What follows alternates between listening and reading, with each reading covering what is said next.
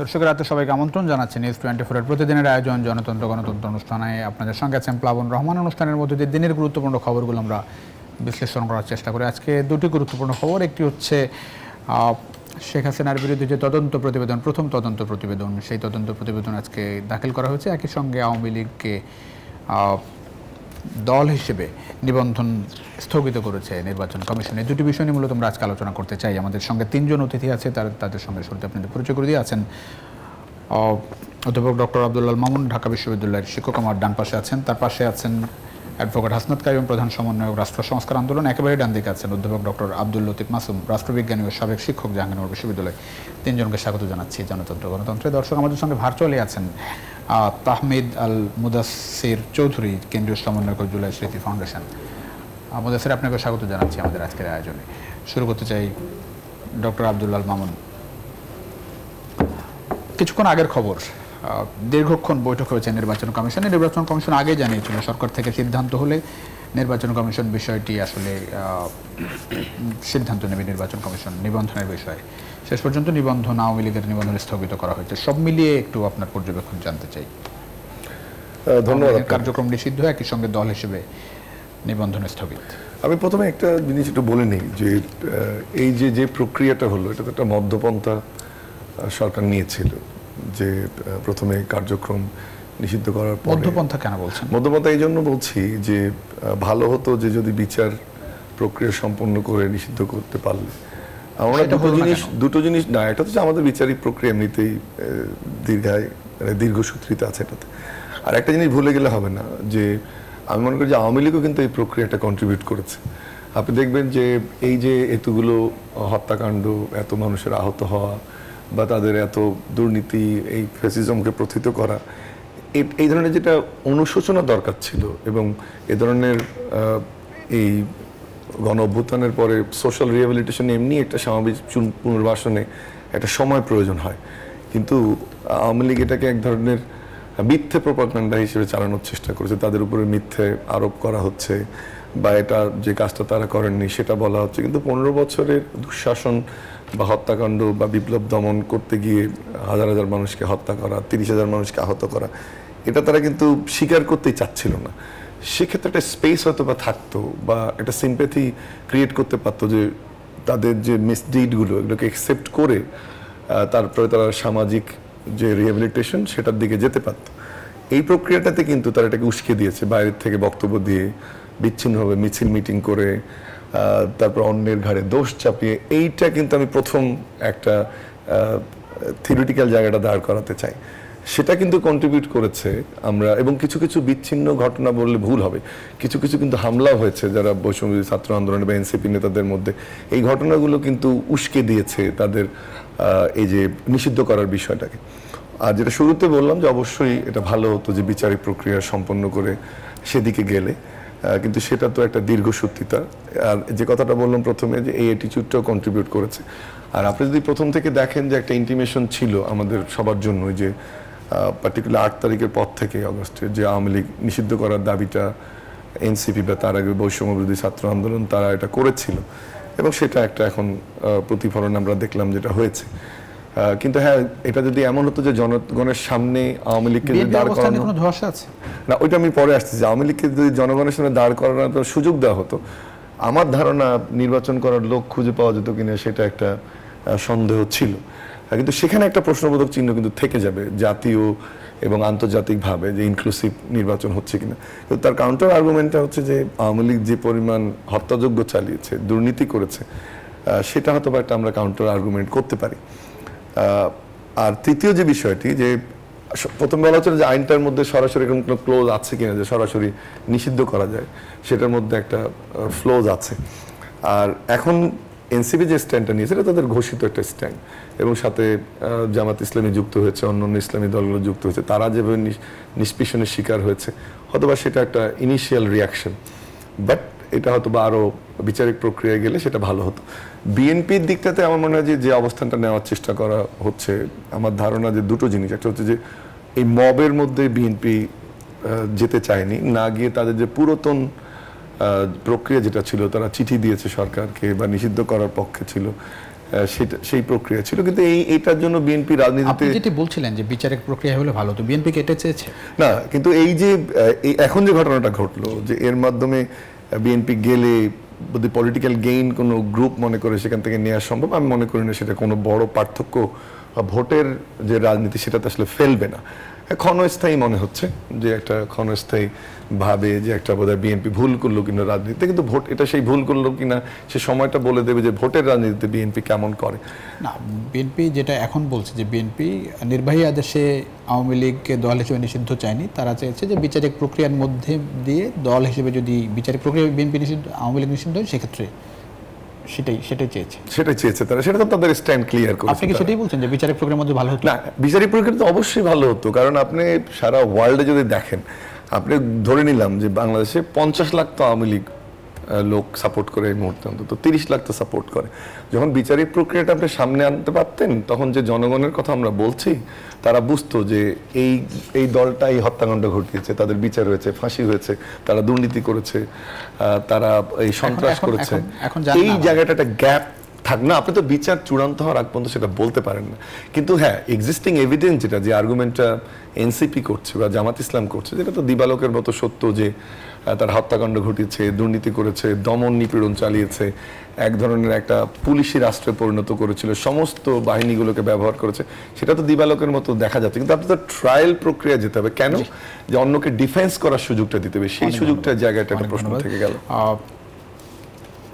হাসনাত ভাই, একটু ওই জায়গাটাই শুনতে চাই, মানে এই যে ধরেন যেটি বলছিলেন যে বিচারিক প্রক্রিয়া গেলে ভালো হতো, এখানে কি আসলে কোনো এখন যে প্রক্রিয়াই হলো, এটা তো আসলে দল হিসেবে নিষিদ্ধ করেনি। স্যার যেটি বলছিলেন যে মধ্যপন্থা অবলম্বন করেছে সরকার, কার্যক্রম নিষিদ্ধ করে, কার্যক্রম নিষিদ্ধ করলে তো আসলে দলের আসলে খুব বেশি কিছু থাকে না। তো সেই জায়গাটাই প্রক্রিয়া প্রশ্নবিদ্ধ হওয়ার কোনো সুযোগ দেখেন কিনা ভবিষ্যতের সামনে, বা আওয়ামী লীগ এটিকে ইন্টারন্যাশনাল পর্যায়ে নিয়ে গিয়ে কোনো রকম ফায়দা নেওয়ার সুযোগ পাবে কিনা? ধন্যবাদ আপনাকে। এটা আসলে আমার কাছে মনে হয় যে মামুন তো অনেকগুলো জায়গাকে টাচ করেছে। একটা জায়গায় গুরুত্বপূর্ণ যেটা হচ্ছে যে বিচারিক প্রক্রিয়ার কথাটা কেন আসে। বিচারিক প্রক্রিয়ার কথাটা আসে প্রধানত যে আমার সেলফ ডিফেন্সের আসলে জায়গাটা দিচ্ছেন কিনা আপনি। আমি ধরেন অপরাধী, ধরে নিয়েই তো আমার বিরুদ্ধে চার্জটা হয়, কিন্তু তারপরেও এখন পর্যন্ত সারা দুনিয়ায় বিচারের যে স্ট্যান্ডার্ড, সেই স্ট্যান্ডার্ডটা এরকমভাবে দাঁড়া করানো হয়েছে যে আপনাকে আসলে আপনার আত্মপক্ষ সমর্থনের সুযোগ দেওয়া হয়। বিচারের ভেতর দিয়ে গেলে আপনি তখন এটার ব্যাপারটা নিশ্চিত করতে পারতেন যে সে আত্মপক্ষ, মানে এইটা আত্মপক্ষ সমর্থনের সুযোগটা সে পেয়েছে। একদিক থেকে এটা কিন্তু অবশিষ্ট রয়েছে, এটা শেষ হয়ে গেছে এটা বলা যাবে না। কিন্তু বিচারটা এরকম একটা অভিযোগ হয়তো ধরেন যদি ডিফেন্সের জায়গা থেকে একেবারে অ্যাডভোকেট লাইক একটা যদি আর্গুমেন্ট করে, তাইলে আপনার মনে হবে যে আপনি বিচার করার আগে হাত পা বেঁধে নিয়েছেন, বিচার করবেন তার আগেই আপনি হাত পা বেঁধে নিয়েছেন। কারণ একটা রাজনৈতিক দলকে যখন আপনি কার্যক্রম নিষিদ্ধ করে দেন, যখন তারা আসলে নির্বাচন থেকে থাকে, আসলে তার নির্বাচনী নিবন্ধন আপনি বাতিল করে দেন, তাইলে আসলে রাজনৈতিক দলের যে জায়গাটা দিয়ে রাজনীতি সে করে, সেইটা কিন্তু কার্যত বন্ধ হয়ে গেল। সেই জায়গাগুলি নিয়ে প্রশ্ন উঠতেই পারে, প্রশ্নটা এক জিনিস, কিন্তু কতগুলো সাপোর্টিং ব্যাপার হচ্ছে, দুইটা বড় সাপোর্টিং ব্যাপার আছে। এর একটা হচ্ছে জাতিসংঘের যে তদন্ত রিপোর্ট, সেইটা আপনাকে ন্যাশনালি ইন্টারন্যাশনালি আপনাকে খুব বড় আকারে সাপোর্ট করার জন্য একটা ডকুমেন্ট হিসেবে এবং খুব ওয়েল ফাউন্ডেড একটা ডকুমেন্ট হিসেবে রয়ে গেছে। আরেকটা হচ্ছে যে আজকেই আসলে তাদের বিরুদ্ধে একটা চার্জ ফ্রেম হয়েছে। চার্জ ফ্রেম যদিও বিচার না, কিন্তু প্রাইমা ফেসি এটা আসলে দাঁড় করায় যে আপনার বিরুদ্ধে অনেকগুলো তথ্য উপাত্ত আসলে প্রসিকিউশনের হাতে এসছে, যেটা দিয়ে আপনার বিচারটা শুরু করা যেত। প্রাথমিক তথ্য প্রমাণ, প্রাথমিক হলো, এবং আপনার বিচার প্রক্রিয়ার মধ্যে আপনি ঢুকলেন। তার মানে এই জায়গাটা, এই দুইটা জায়গা যদি ধরেন ওই দিক থেকে আর্গুমেন্ট করতে চান তাহলে করার আছে। কিন্তু প্র্যাকটিক্যালি যদি বাংলাদেশকে বলেন তাহলে অন্য অনেকগুলো কথা আছে। আমরা নিজেরাও ধরেন বলছি যে এটা আমাদের স্ট্যান্ড যদি বলেন, আমরা বলছি দল হিসাবে আওয়ামী লীগকে যেন বিচারের আওতায় আনা যায় সেভাবে ব্যবস্থা করতে হবে। আমরা এরকম কোনো অর্ডিন্যান্স আইন সংশোধন করা হচ্ছে, হ্যাঁ, কিন্তু এই যে এইটা একটা প্রশ্ন উঠতে পারে যে আপনি আইন সংশোধন করছেন কখন? আপনি করছেন হচ্ছে ইমিডিয়েট, মানে আপনি যখন অ্যাকশন নেওয়ার জন্য সিদ্ধান্ত নিয়েছেন তখন আপনি আইন সংশোধন করছেন। এইটা আসলে আইনের প্রশ্নে এক ধরনের ত্রুটি হিসেবে চিহ্নিত হবে, এই জায়গাটা রয়ে গেল। কিন্তু এটা এক ধরনের অস্থিরতা আছে এই সরকারের। এটা ধরেন প্রথমত যেটা করেছিল যে আপনার তাদেরকে আসলে দল হিসাবে বিচার করার জায়গা থেকে আইসিটি থেকে বের করে দেওয়া, ওই ক্লজটা বাতিল করে, এটা ছিল বাতিল করে এখন আবার আপনাকে অন্তর্ভুক্ত করতে হচ্ছে। এইটা হচ্ছে সরকারের বিচারিক যে কার্যক্রম, সেই ক্ষেত্রে আপনার এক ধরনের ইনকনসিস্টেন্সি হিসাবে আসলে কেউ কেউ দেখাতে চাইলে দেখাতে পারবে। কিন্তু এটার প্র্যাকটিক্যাল যেটা আমি বলতেছিলাম সেটা হচ্ছে যে এখানকার জনগণের যে আকাঙ্ক্ষা কিংবা আসলে এখানকার যে বাস্তবতা, যেটা মামুন এর আগে অনেক ভালো করে বলেছে, আমি আর এটা রিপিট করতে চাই না, সেইটা হচ্ছে আসলে সমস্ত কিছুকে আসলে ওই জায়গায় নিয়ে যেতে বাধ্য করেছে। এই বাস্তবতাটা মাথায় রাখা উচিত। ধন্যবাদ।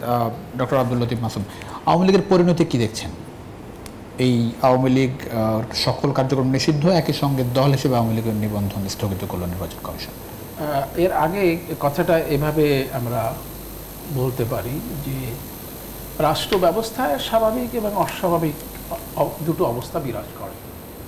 বাংলাদেশ জাতিরাষ্ট্রে 2024 সালের গণবিপ্লবের পরে একটি অস্বাভাবিক বা এইমাত্র যেটি হাসান করিম উচ্চারণ করলেন যে জনগণের আশা আকাঙ্ক্ষার ভিত্তিতে একটি পরিবর্তন সাধিত হয়েছে, এটি মনে রাখতে হবে। এবং খুব আশ্চর্যের বিষয় যে জনগণ এমনি আওয়ামী লীগকে নিষিদ্ধ করেছে। এখন আইনের ভাষায় তারা কালকে একটা অধ্যাদেশ, আজকে একটা অধ্যাদেশ জারি করেছে, কিন্তু মূলত আওয়ামী লীগ নিষিদ্ধ হয়ে আছে। কিভাবে? জনগণের ভাষায়, জনগণের দ্বারা এবং জনগণের লক্ষ্যে আওয়ামী লীগ একেবারেই নিষিদ্ধ হয়ে আছে। যেখানে একটু আধটু আওয়ামী লীগের তৎপরতা লক্ষ্য করা যায়, জনগণ পেটিয়ে দিচ্ছে, জনগণ প্রতিরোধ করছে। স্বাভাবিকভাবেই একটি জনপ্রতিনিধিত্ব নিষিদ্ধ রয়েছে। এখন এই যে অস্বাভাবিকতার বিপরীতে যে স্বাভাবিক অবস্থা, সেটা হচ্ছে আইনি অবস্থা। এই যে আইনি অবস্থানটাকে বেটার, মানে যেমনটি বললেন প্রফেসর মামুন এবং হাসান আব্দুল কাইম, যে আইনি প্রক্রিয়ায় যদি এটি নিষিদ্ধ হতো তাহলে পরে ভালো হতো, সুন্দর হতো। কিন্তু সুন্দরের জন্য সবসময় তো আর অপেক্ষা করা যায় না। এই যে জনতা অভ্যুত্থান করেছে, এবং সেই অভ্যুত্থানই কিন্তু আপনি লক্ষ্য করলেন যে আওয়ামী লীগের হটকারিতার জন্য, আওয়ামী লীগের নেতৃত্বের অসম্ভব রকম ঔদ্ধত্যের জন্য এই জনগণ মানে আবার সেই ক্রোধ, তাদের ক্ষোভ এবং তাদের প্রতিক্রিয়া ব্যক্ত করেছে। আপনি দেখেন যে 32 নম্বর তো ওই সময় 5 আগস্টে খুলে নিয়ে যায় নাই ইট লোকেরা।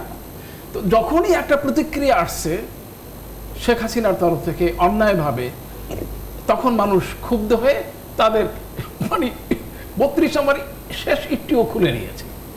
এখানেও আপনি লক্ষ্য করেন যে রাষ্ট্রপতি আব্দুল হামিদের প্রস্থানের পরে এবং আরও দু একটি আওয়ামী লীগের এই যে তৎপরতার কথা শোনা যাচ্ছে, নতুন করে আওয়ামী লীগ হবে, আইভি এটার একটা কিছু উদ্যোগ নিচ্ছেন ইত্যাদি। তো এরই আবার একটি প্রতিক্রিয়া যেভাবে নিষিদ্ধ হওয়া উচিত ছিল সেটি আইনানুগ প্রক্রিয়া না হয়ে জনতাতান্ত্রিক প্রক্রিয়ায় এটি পরিবর্তিত হয়েছে। এবং আমার কাছে অবাক লাগে যে যারা এই রাষ্ট্রটি এখন পরিচালনা করছেন তাদের ধীশক্তি, তাদের দৃষ্টি, তাদের মেধা মনন উচিত ছিল একেবারেই প্রথমে আইনগতভাবে নিষিদ্ধ করা, কিন্তু সেটি তারা করলেন না। প্রত্যেকটা জিনিসের একটা সীমা আছে, প্রত্যেকটা জিনিসের একটা সময় আছে। সকাল সন্ধ্যায় তো একই অবস্থা বিরাজ করে না। সুতরাং আওয়ামী লীগ, আপনি যেটা জানতে চেয়েছেন, আওয়ামী লীগ পরিণতি রাজনৈতিকভাবে নিষিদ্ধ হয়েছে এবং এর পরিণতি মুসলিম লীগের পরিণতির মতো হবে। যেমন 1952 সালের ভাষা আন্দোলনের কারণে মুসলিম লীগ 54 সালের নির্বাচনে কবর রচিত হয়েছে, ঠিক তদ্রুপভাবে এই অধ্যাদেশের মাধ্যমে, এই আইনের মাধ্যমে আওয়ামী লীগ জনতাতন্ত্রের কাছে এবং আইনানুগভাবে সম্পূর্ণভাবে নিষিদ্ধ হয়ে গেল। এবং আওয়ামী লীগের জন্য মানুষের দরদ, আওয়ামী লীগের জন্য মানুষের সমর্থন, আওয়ামী লীগের জন্য মানুষের এই যে নির্বাচন, সেটি একেবারেই সম্ভাবনাটি তিরোহিত হয়ে গেল। অনেক ধন্যবাদ। আমাদের সঙ্গে ভার্চুয়ালি আছেন তাহমিদ আল মুদাসসির চৌধুরী, জুলাই স্মৃতি ফাউন্ডেশন থেকে তিনি আছেন। মুদাসসির চৌধুরী, শুনতে পাচ্ছেন নিশ্চয়ই আপনি?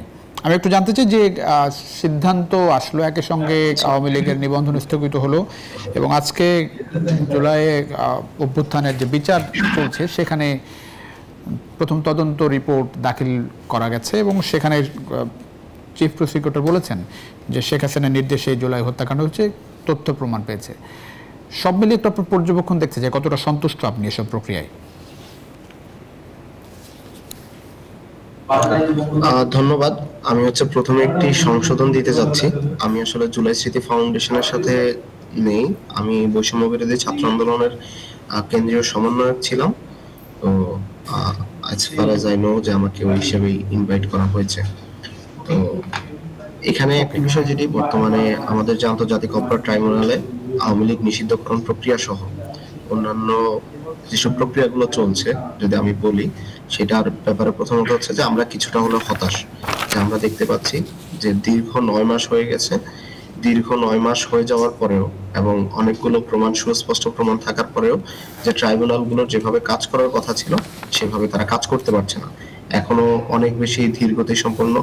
এবং আমরা যে ঢাকার মধ্যে যেসব আলোচিত হত্যাকাণ্ডগুলো ছিল, ফারহান ফাইয়াজ থেকে শুরু করে আরো অনেকগুলো আলোচনা, এবং মোহাম্মদপুরের শহীদ সৈকত, সেই শহীদদের ব্যাপারেও যে তদন্ত রিপোর্ট জমা দেওয়ার কথা সেই রিপোর্টগুলো এখনো জমা দিতে পারেনি। এবং আমরা এরকম দেখতে পাচ্ছি যে বেশিরভাগ মামলার ক্ষেত্রেই অপরাধীরা এখনো জেলের বাইরে ঘুরছেন শুধুমাত্র তদন্তের অভাবে, প্রমাণের অভাবে। তো এই জায়গা থেকে ট্রাইব্যুনালের যে কার্যক্রম, সেই কার্যক্রমের জায়গা থেকে আমরা আসলে সন্তুষ্ট নই। এখন বর্তমানে আজকে যে শেখ হাসিনাকে নির্দেশদাতা বলা হলো, আপনার নিশ্চয়ই মনে আছে একবার প্রধান উপদেষ্টা বলেছিলেন, যতটুকু মনে করতে পারি, যে বিচারকে বিচারের গতিতে চলতে দিতে হয়, না হলে সেটি অবিচার হয়ে যায়। মানে গতি কি ঠিক নেই মনে হচ্ছে? এটি এইখানে আসলে বিচারকে অবশ্যই বিচারের গতিতে চলতে দেওয়া উচিত, এবং কিন্তু আমরা দেখতে পাচ্ছি যে আসলে বিচারের গতিতে চলতে দিয়ে সেটাকে আমরা যদি এত বেশি ধীর করে ফেলি, বিচারের গতিতে চলছে আমার আবেদনটা সেই আবেদনটাই থাকে না। এবং আমরা আসলে সেটি দেখতে পাচ্ছি আমাদের প্রত্যেকটা জায়গায় এত বেশি ধীর হয়ে যাচ্ছি যে আমাদের আসলে, আমি যে অভিযুক্ত তার সাথে জাস্টিস করতে গিয়ে যে সত্যিকারের ভিকটিম তার সাথে আবার ইনজাস্টিস করে ফেলছি কিনা এই বিষয়টা আমাদের সবার আগে দেখতে হবে। এবং আমরা এখন দেখতে পাচ্ছি যারা আসলে ভিকটিম ছিলেন তারা এখন অনেক বেশি হতাশাগ্রস্ত।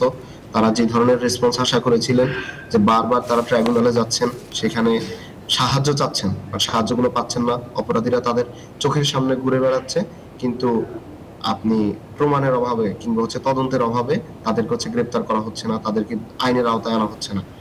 তো এই বিষয়গুলোতে আপনি যেমন অন্যদিকে জাস্টিস দেখবেন, একই সাথে সাথে আপনাকে ভিকটিম স্যাটিসফ্যাকশনটা অনেক বেশি ইম্পর্টেন্ট। এবং সেই ভিকটিম স্যাটিসফ্যাকশন যখন আমরা এনশিওর করতে পারি না, তখন ওভারঅল আমার যে জাস্টিসের আইডিয়া, সেই আইডিয়াটাই আসলে ফল করে যে আসলে জাস্টিসটা কার জন্য, সেই ভিকটিমদের জন্য। কিন্তু সেই ভিকটিমদেরকে আপনি স্যাটিসফ্যাকশনটা দিতে পারছেন না, তাদেরকে আপনি আশ্বস্ত করতে পারছেন না। তারা এখন যে পরিস্থিতির মধ্যে দিয়ে যাচ্ছে, মানসিক পরিস্থিতির মধ্যে দিয়ে যাচ্ছে, সেটা আনবিয়ারেবল। আপনি যদি শহীদ পরিবারগুলোর সাথে কথা বলেন, আহতদের সাথে কথা বলেন, আপনি তাদের সাথে কথা বললে আপনি বুঝতে পারবেন যে তারা কোন ধরনের পরিস্থিতিগুলোর মধ্যে দিয়ে যাচ্ছে। এরপরেও আশার দিক যেটা, যে আমরা আসলে দীর্ঘ 9 মাস পরে হলেও আমাদেরকে ট্রাইব্যুনাল শেখ হাসিনাকে যে নির্দেশদাতা ছিলেন সেই কনক্লুশনটাতে আমরা পৌঁছাতে পেরেছি। এই জায়গাটাকে অবশ্যই আমি আশার আলো হিসেবে দেখছি। এবং আমরা দেখতে পেয়েছিলাম যে ট্রাইব্যুনাল 2 জানুয়ারিতে গঠন হওয়ার কথা ছিল, কিন্তু এখন পর্যন্ত আমি যতটুকু জানি যে এই প্রসেসিং চলতেছে। এখন বক্তব্য পরিষ্কার। আমরা একটা ছোট্ট বিরতিতে যাচ্ছি, বিরতির পরে নিশ্চয়ই আবারও সুযোগ আপনার কাছে আসার। দর্শক, ছোট্ট একটা বিরতির সময় হচ্ছে জনতন্ত্র গণতন্ত্র অনুষ্ঠানে কিছুক্ষণের মধ্যে ফিরছি, আশা করি সঙ্গে পাচ্ছি আপনাদের বিরতির পর।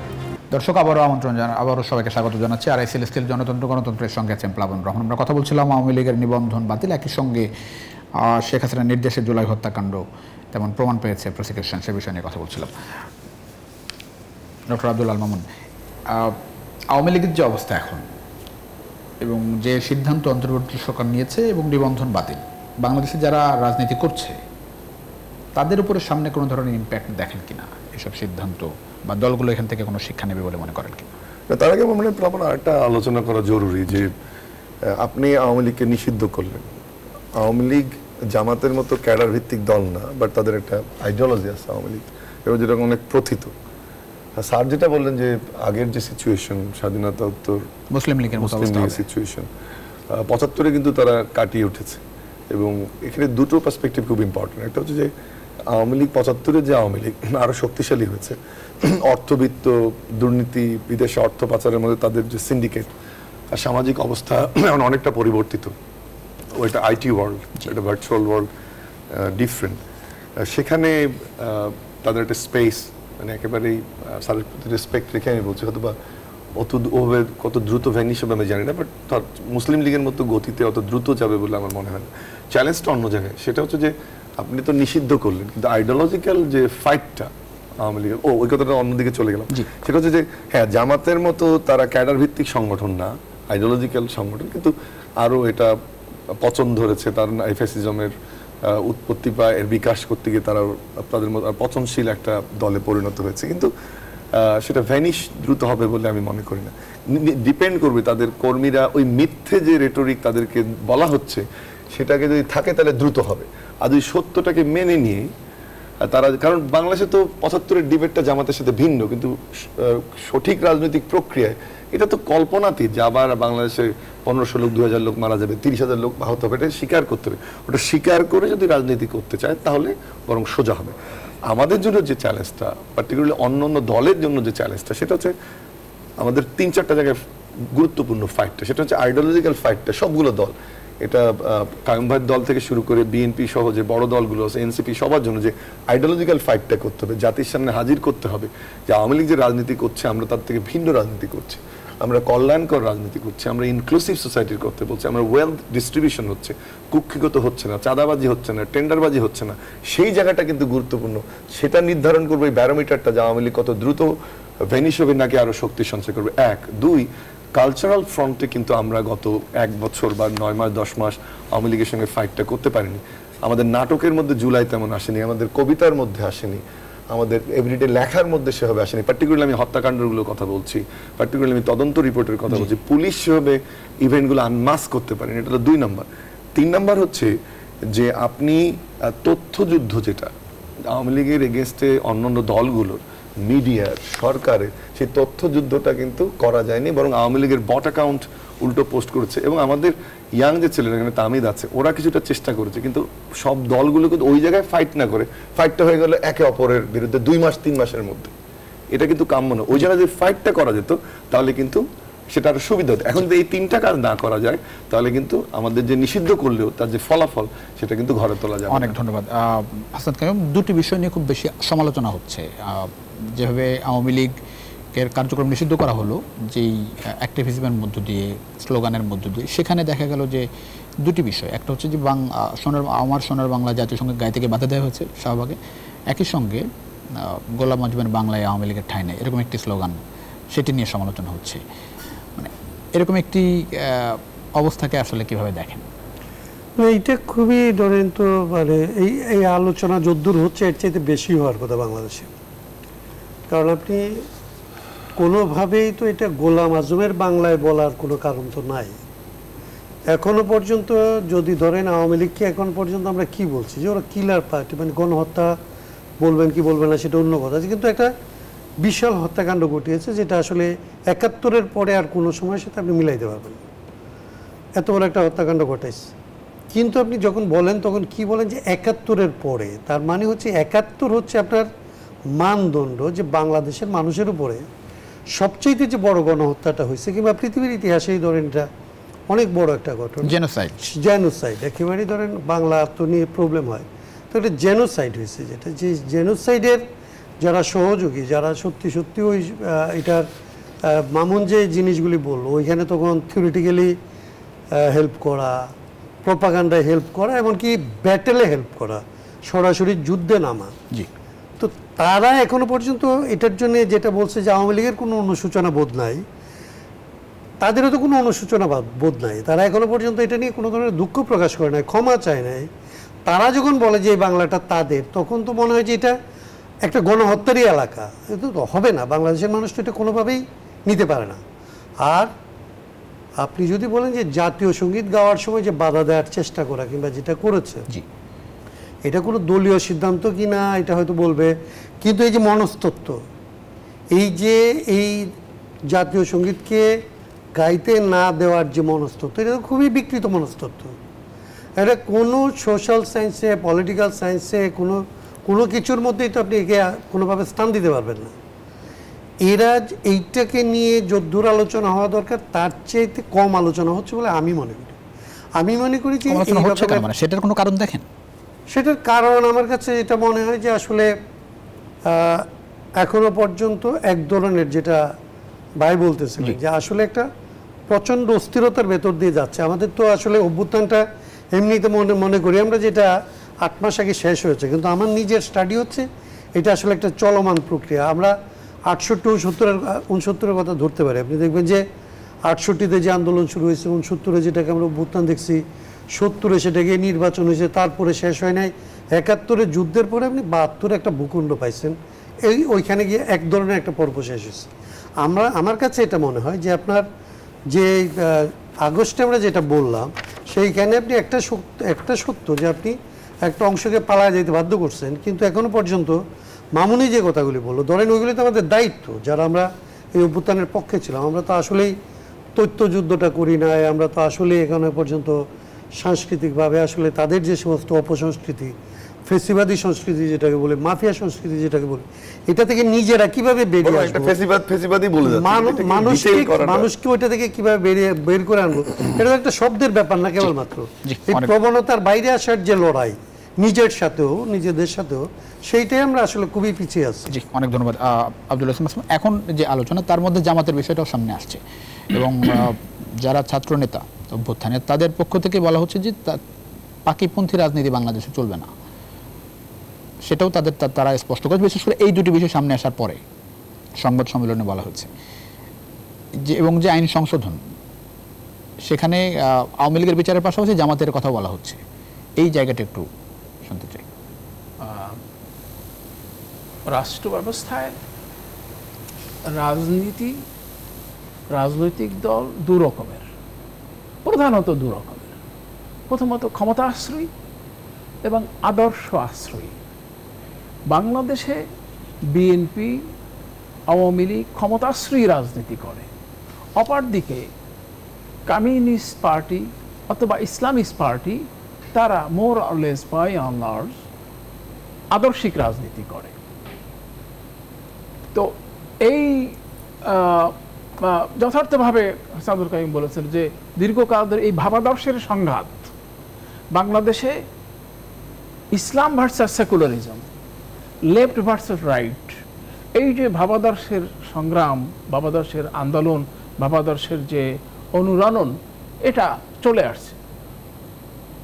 আমরা বিশ্বাস করি যে 2024 সালে যে অভ্যুত্থানটি হয়েছে, তাতে বাংলাদেশের মানুষেরা, বাংলাদেশের আসল যে রূপ, যে প্রশ্নটি করলাম একটু যদি ওই জায়গায় আসেন প্লিজ, বাংলাদেশের যে ইসলামের যে প্রতি, মানুষের প্রতি যে সমর্থন, আশা, আকাঙ্ক্ষা, ভালোবাসা, সেটা একটা বিপরীত প্রক্রিয়া। আমরা বলি না we don't act but we react. Awami League ইসলামকে বা ইসলামপন্থী রাজনীতিকে যেভাবে কুপকাত করার চেষ্টা করেছে, তারা আবার এখন এটাকে একটা রিভাইভাল ইজামের মতোই মনে হয়।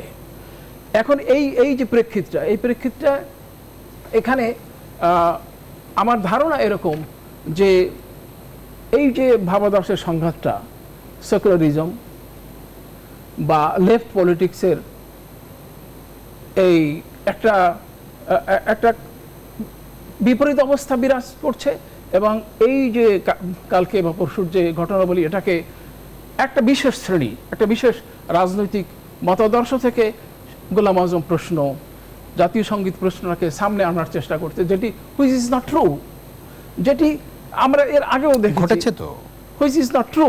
মানে আমি যতটা জানি হুইচ ইজ নট ট্রু। আপনি এক্সপেক্ট করেছিলেন যে এরকম একটা জায়গার মধ্যে এরকম ঘটনা ঘটবে? বানানো হয়, যেমন ধরেন মানে তাওয়াব ভাই চান তারা পতাকা চাই, সেইখানে এই স্লোগান হয়নি, সেই অনেক আগের কথা, উদাহরণ যেটা। কিন্তু এখন এটাকে এমন একটা অবস্থা সৃষ্টি করা হচ্ছে। বাংলাদেশের লোকেরা কিন্তু মধ্যপন্থা অবলম্বন করেন। বাংলাদেশের লোকেরা মোল্লাতন্ত্রে পছন্দ করে না, আর নাস্তিকতন্ত্রও পছন্দ করে না।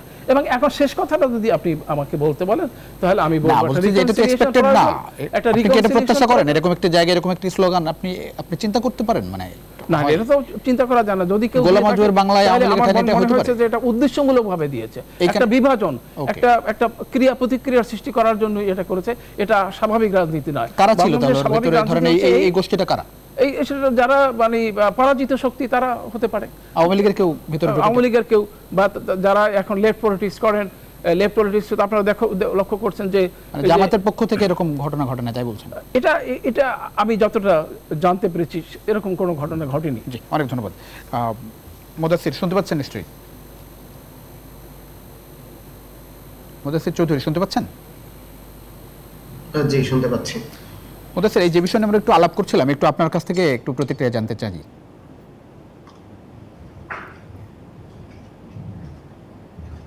আচ্ছা, এইখানে একটি বিষয় হচ্ছে, আমরা প্রথম থেকেই বলে আসছি যে আমরা আসলে মুক্তিযুদ্ধের প্রশ্নে আপোষহীন, এবং আমরা 47-কে যেমন ধারণ করি, আমরা 71-কে ধারণ করি, আমরা 24-কে ধারণ করি। এখানে যখন আওয়ামী লীগ নিষিদ্ধের প্রশ্ন চলে আসে, তখন তার সাথে সাথেই জামাতকে কেন নিষিদ্ধ করা হবে না, বা জামাত কোন প্রসেসের মধ্যে দিয়ে আসবে, এটি নিয়ে হচ্ছে অনেকগুলো প্রশ্ন এবং নানাবিধ জটিলতা তৈরি হয়েছে। এই জায়গাতে আমাদের অবস্থান খুবই পরিষ্কার যে আমরা 71 প্রশ্নে কোনো ধরনের কম্প্রোমাইজ করব না, এবং আমরা এই জায়গাতে আমরা একটা রিকনসিলিয়েশন প্রসেস চাই, যার মাধ্যমে যারা আসলে সত্যিকার অর্থে বাংলাদেশপন্থী রাজনীতি করবে তারা যাতে উঠে আসতে পারে। দেখেন, আওয়ামী লীগের সময় আমরা যেটি দেখেছি, তারা মুক্তিযুদ্ধকে ব্যবহার করে যারা অন্য তাদের বিরোধী দল ছিল তাদেরকে হচ্ছে সম্পূর্ণভাবে কোনো ধরনের রিকনসিলিয়েশনের সুযোগ না দিয়ে তাদেরকে পুরোপুরি ডিহিউম্যানাইজ করার যে প্রসেস, সেই প্রসেসে চলে গিয়েছিল। আমরা এই জায়গা থেকে আমরা হচ্ছে ভিন্ন একটা জায়গা নিচ্ছি, যেখানে আমরা চাই 71-এর যারা পাকিস্তান পন্থাকে এখনো, বা ধরেন বিশেষ করে জামাত ইসলামের জায়গাটা, যে জামাতের 71-এর যে বিতর্কিত ভূমিকা ছিল, জামাতের পক্ষে মুক্তিযুদ্ধের পাকিস্তানের পক্ষে কিংবা মুক্তিযুদ্ধের বিরুদ্ধে যে অবস্থান ছিল, সেই অবস্থান থেকে তারা যদি বাংলাদেশে রাজনীতি করতে চায়, এক নম্বরে যেমন তাদেরকে হচ্ছে একটা ট্রাইব্যুনালের ভিতর দিয়ে যাইতে হবে। যারা যুদ্ধ অপরাধের মতো মানবতা বিরোধী অপরাধের সাথে যুক্ত ছিল তাদেরকে অবশ্যই সেই বিচার প্রক্রিয়ার মধ্যে দিয়ে যেতে হবে। এবং দ্বিতীয়ত হচ্ছে, দল হিসেবে জামাতের যেহেতু অবস্থানটা বিতর্কিত ছিল, তাকে সেই জন্য একটা রিকনসিলিয়েশন প্রসেস, তাকে তার কৃত কর্মের জন্য ক্ষমা চাইতে হবে, সেটার জন্য তাকে উত্তর দিতে হবে, তার জবাব দিতে হবে। এখন বর্তমান সময়ে আসলে যেটি হচ্ছে, আমরা যেটি দেখতে পাচ্ছি যে এখানে আসলে সে পূর্বের আবার রাজনীতি ফিরে আসবে কিনা, এটা নিয়ে একটা শঙ্কা তৈরি হচ্ছে। এই জায়গা থেকে আমরা পরিষ্কার করে বলে দিতে চাই যে আমরা আওয়ামী লীগের ক্ষেত্রে আমরা যেমন বিচার, আমরা দেখেছি যে আওয়ামী লীগের সময়ে জামাতের যে একটা ট্রাইব্যুনাল গঠন হয়েছে, যে ট্রাইব্যুনালগুলোতে যে বিচার প্রক্রিয়া করা হয়েছিল, সেই বিচার প্রক্রিয়া অনেক বেশি প্রশ্নবিদ্ধ ছিল। সেখানে ইন্টারন্যাশনাল যে স্ট্যান্ডার্ড গুলো ছিল, সেই স্ট্যান্ডার্ড গুলো ফলো করা হয়নি, এ ধরনের অনেকগুলো সমস্যা ছিল।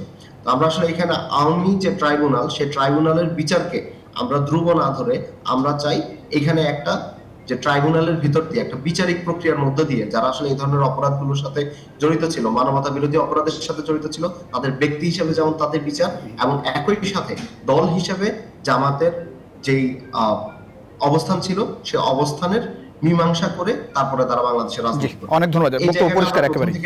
জি, আবার ছোট্ট করে আমরা একটু বিরতির পরে ফিরে আসছি আপনার কাছে, নিশ্চয়ই বিরতির পরে আসছি।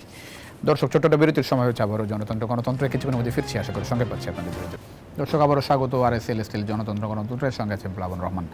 আব্দুল মামুন, নির্বাচন বিষয়ে একটু শুনতে চাই। সামনে নির্বাচন কবে দেখেন আপনি? এইসব অবস্থার মধ্যে নির্বাচন একটু ফিকে হচ্ছে কিনা? তার আগে একটা জিনিস একটু বলে নেই, যে ধোঁয়াশা কাটানোর সরকারের আরেকটা জায়গায় যেটা তৈরি হয়েছিল, যে বলা হচ্ছিল যে জাতীয় ঐক্যমত্য কমিশন 15 তারিখের মধ্যে, যদি আমি ভুল না বুঝে থেকে, আলোচনাটা শেষ করবে, একটা জিনিস আলোচনার যে সারাংশ সেটা উপস্থাপন করবে দলগুলো, তারপরে আর একটা রাউন্ডের ডিসকাশন লাগবে। তো ধরে নিলাম যে 15 তারিখে, এখন তো একটু সিচুয়েশন চেঞ্জ হলো, আর একটু গ্রেস পিরিয়ড দিলাম যে ঈদের পরে, তারপরে কিন্তু কি বক্তব্য নিয়ে আসবে সরকার, সেটা একটা কিন্তু সমস্যার মধ্যে সরকারকে পড়তে হবে। আর দ্বিতীয় হচ্ছে, এখন যে জুলাই ডিক্লারেশনের কথা বলা হচ্ছে, কোন মোড়কে এবং কিভাবে যাবে সেটাও কিন্তু মিলে যায়। আজকে থেকে 15, আমি ঈদের পরে 15 দিন দিলাম, প্রায়োরিটিটা কোনটা হয়? জুলাই ডিক্লারেশন নাকি সংস্কারের, নাকি ওটার নামই ওইটার নামই ডিক্লারেশন যদি ন্যূনতম প্রায়োরিটি পায়, এতদিন তো এটা প্রস্তুত হয়ে থাকার কথা, কি বলেন? আমি যেটা বলতে চাচ্ছিলাম প্লাবন, সেটা হচ্ছে যে প্যারালালি না হয় চললো, কিন্তু তারপরে কিন্তু নতুন যদি জিনিস আনা হয়, যে করিডোরের মতো জিনিস আনা হলো, আবার ওটাতে ওই জুলাই সনদ নিয়ে কমফোর্ট ডিসকমফোর্ট আর্গুমেন্ট, তাহলে কিন্তু এই সরকারের ক্রেডিবিলিটি খুবই প্রশ্নবিদ্ধ হবে। অবশ্যই আমরা সংস্কার চাই, কিন্তু নির্বাচনের রোড ম্যাপটা আমার মনে হয় ঘোষণা করা হচ্ছে। একটা ঘটনা বলা হয় যে নির্বাচনের তো বলা হচ্ছে যে জুনে দেয়া হবে, কিন্তু ওই জায়গায় কিন্তু বোধহয় আমরা নেই, কারণ নানানভাবে এগুলো আবহাওয়ার আলোচনা, তাপমাত্রা আলোচনা অনেক হয়েছে। আর একটা জিনিস হচ্ছে যে রাজনৈতিক দল মাত্রই নির্বাচনমুখী এবং তারা নির্বাচন চাইবে, ক্ষমতা যেতে চাইবে, সেটা বিষয়। তৃতীয় যে ফ্যাক্টরটা, যে মানুষ এই নির্বাচন পেছানোটাকে কিভাবে নেবে, অর্থনীতির যে জায়গাটা, সামাজিক যে জায়গাটা, সব মিলিয়ে নির্বাচনের দিকে যেতে হবে। জি, অনেক ধন্যবাদ। কাইম ভাই, এই জায়গায় একটু শুনতে চাই, এইখানে সামনের সময়টা কেমন দেখছেন? না, আমি যেটা মনে করি যে পরিস্থিতি যেটা দাঁড়াইছে আর কি, তাতে ধরেন এখন যেটা হচ্ছে যে আমরা যেমন আমরা ওরিড এই জন্য যে আমরা চাই যে আসলে নির্বাচনের আগে সংস্কারের একটা জায়গা, আসলে যতদূর আমাদের বিচারের একটা নিয়মের জায়গা কথা আমরা বলি, যে যেই প্রশ্নে আমরা যতদূর পর্যন্ত সবাই মিলে ন্যূনতম যে জায়গায় একমত হইতে পারি সেইটাকে আসলে নিশ্চিত করা, এবং এই কাজটা করা এমনভাবে যাতে এটা টেকসই হয়, এটা যাতে 13th অ্যামেন্ডমেন্টের মতো একটা আওতায় না থাকে। তাহলে এইটা করার জন্য একটা ঐকমত্য লাগবে। এখনো পর্যন্ত প্রথমত কমন মিনিমামটা আমরা বের করতে পারি না। কমন মিনিমামটা বেরোনোর পরে কিন্তু আসলে পদ্ধতি নিয়ে একটা তর্ক হবে। সো আমরা চাই যে আসলে আমরা প্রথম থেকে চাচ্ছিলাম যে সরকার এটার উপরে প্রায়োরিটিটা দেখ। আমরা বারবার যতবার সরকারের কাছে গেছি আমরা বারবার বলছি আপনার প্রায়োরিটি ঠিক করেন, কারণ আমাদের এখন পর্যন্ত প্রায়োরিটি ঠিক নেই মনে হচ্ছে। আমার কাছে মনে হয় যে প্রায়োরিটি থেকে ফোকাস সরে যায়। অনেক ধন্যবাদ স্যার। একটু ফোকাস কি আসলে গভর্নমেন্টের ঠিক নেই, বিচার, সংস্কার না নির্বাচন? মানে এটা 30 সেকেন্ড পাবেন স্যার, যথার্থভাবেই মানে হাসান ভাই বললেন যে আমাদের এত কিছু চেষ্টার পরও, এত হোমওয়ার্কের পরও কিন্তু ন্যাশনাল কনসেনসাস বের হয়ে আসেনি। আমি বলি এই জায়গাটাই বলি, কনসেনসাস জায়গাতে বলতেছেন ঐক্যের বিষয়টা, প্রক্রিয়া 100-150 জায়গায় তো একমত হইছে সবাই, আমি যতটুকু জানি। একটা 5-7টা বিষয়ে দ্বিমত। একটা এরপরে যে সমস্যাটি হবে যে সংবিধান সংশোধনের জন্য কি মানে কনস্টিটিউশনাল অ্যাসেম্বলি হবে নাকি ন্যাশনাল জাতীয় সংসদের ইলেকশন হবে। অর্থাৎ শেষ পর্যন্ত আমাদের যে কথাটি হওয়া উচিত সেটা হচ্ছে এই যে 1947-1971 মুক্তিযুদ্ধকে আমরা অস্বীকার করতে পারি, সেটি আমাদেরকে নিজেদেরকে অস্বীকার করা। আমরা আমাদের 1990 সালের অভ্যুত্থান অস্বীকার করি না, 2024 সালে যে অভ্যুত্থান হয়েছে, যে গণমানুষের অভ্যুত্থান, অর্থাৎ সামগ্রিকভাবে একটা রিকনসিলিয়েশনের মধ্যে, যে এটি শব্দটা ইতিমধ্যে আলোচিত হয়েছে, আমাদের একটি রিকনসিলিয়েশনের মধ্যে আসতে হবে। এই অস্থিরতা, এই যে দুর্বিপাক থেকে আমরা মুক্তি চাই। অনেক ধন্যবাদ। আল-মুদাসসির, সামনের সময়টা কি স্বস্তির দেখছেন নাকি অস্বস্তির দেখছেন, যার মধ্যে দিয়ে একটু নির্বাচনের পথে যাওয়ার কথা বলছেন অনেকেই? আসলে আমাদের রিকনসিলিয়েশন প্রসেসটা কি হবে বাংলাদেশে এখন সেটা ঠিক হয়নি। এরপরে ধরেন আমাদের যে ঐক্যমত কমিশন হবে, সেটার ভিত্তিতেও আসলে আমি ধরেন আমার সবগুলো দল মিলে আমি 15টা বা 20টা সংস্কারে একমত হয়েছি। এরপরে সেই সংস্কারটা আসলে কিভাবে হবে, কোন প্রক্রিয়ার মধ্যে হবে, সেখানে কি নতুন করে কোনো অ্যাসেম্বলি গঠন করা হবে কিনা সেই বিষয়ে, বা সাধারণ কোনো পরিষদ গঠন করা হবে কিনা যার মাধ্যমে আবার ইলেকশনের মাধ্যমে তাদেরকে নির্বাচিত করা হবে, নাকি গণভোট হবে, তার কোনো প্রক্রিয়া এখন পর্যন্ত ঠিক হয়নি। তো এই জায়গা থেকে অবশ্যই নির্বাচন, একটা গণতন্ত্র প্রতিষ্ঠার জন্য নির্বাচন অবশ্যই প্রয়োজন। এবং এই জায়গা থেকে আমি মনে করি যে বর্তমানে ইন্টারিম সরকারের কাছে আসলে ভবিষ্যৎ পরিকল্পনাগুলো, যে আমি নির্বাচন পর্যন্ত কিভাবে যাব, সেই প্রক্রিয়াগুলো এখনো ঠিক মতো হয়নি। এবং একই সাথে সাথে এ ধরনের আওয়ামী লীগ নিষিদ্ধ হচ্ছে, আওয়ামী লীগ নিষিদ্ধ হয়েছে, বিচার অন্যান্য যে কোয়েশ্চেন গুলো আছে, এই কোয়েশ্চেন গুলো বিচার এবং আরো অন্যান্য যে কোয়েশ্চেন গুলো আছে সেগুলো কিভাবে ডিল করা যায়, সেগুলো কিভাবে হবে, এই বিষয়গুলো নিয়ে এখনো আমি মনে করি যে যথেষ্ট সেই বিষয়গুলোকে, এই যে ধরেন জুন যে ডেডলাইন, ডিসেম্বর থেকে জুন, এর মধ্যে নির্বাচন দেখছেন? অনেক প্রশ্নের কথা বললেন, নির্বাচন ডিসেম্বর থেকে জুনের মধ্যে দেখছেন? হ্যাঁ, প্রশ্ন তো অবশ্যই আমরা তো চাইবো, আমরা অবশ্যই চাই, এবং ইন্টারিম গভর্নমেন্ট কথা দিয়েছে যে তারা এই সময়ের মধ্যে নির্বাচন করবেন। বাট এখানে এখন অনেক কিছু ব্লারি, যে আসলে এটা সম্ভব হবে কি হবে না, এটা এখন আসলে ঠিকভাবে উত্তর করা যাচ্ছে না বা এক বাক্যে বলা যাচ্ছে না। অনেক ধন্যবাদ। আমরা আশা করি যে সরকার তার কথা রাখবে এবং একটি গণতান্ত্রিক প্রক্রিয়ার মধ্যে দিয়ে আসলে বাংলাদেশে। অনেক ধন্যবাদ আপনাদের সবাইকে এই রাতে যুক্ত হওয়ার জন্য। দর্শক, এই ছিল আজকের গণতন্ত্র। দেখাবো নিশ্চয়ই অন্য সময়। সে পর্যন্ত ভালো থাকবেন সবাই। আশা করি নিউজ নাটকের সঙ্গে থাকবেন।